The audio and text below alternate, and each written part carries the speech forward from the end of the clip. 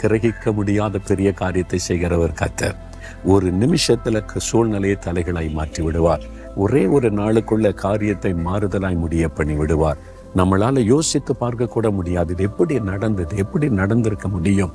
கிரகிக்க முடியாத பெரிய காரியம் செய்கிறவர். இன்னைக்கு உங்களுடைய குடும்பத்துல, வேலையில, பிசினஸ்ல ஏதோ ஒரு தேவை, ஏதோ ஒரு பிரச்சனை, ஒண்ணுமே பண்ண முடியாத அந்த சூழ்நிலை அப்படின்ற நேரத்துல இயேசு தலைகளாய் மாற்றி விடுவார். அவர் கிரகிக்க முடியாத பெரிய காரியம் செய்கிறவர். ஆனா நீங்க விசுவாசிக்கணும். அந்த இஸ்லாமிய குடும்பத்தார் கணவன் மனைவி சேர்ந்து வந்தாங்க. நாங்கள் விசுவாசிக்கிறோம், இயேசு அற்புதம் செய்வார் ஐயா, நீங்கள் ஜெபம் பண்ணுங்கன்னு சொன்னாங்க. அப்படி விசுவாசித்தா உங்களுக்கு அற்புதம் நடக்கும். விசுவாசிக்கிறீங்களா? மகளே, மகனை ஒன்னுதான் ஆண்டிருக்கேன், நீ விசுவாசிக்கிறியா? நான் கிரகிக்க முடியாத அதிசயத்தை உனக்கு செய்வேன்னு சொல்றார்.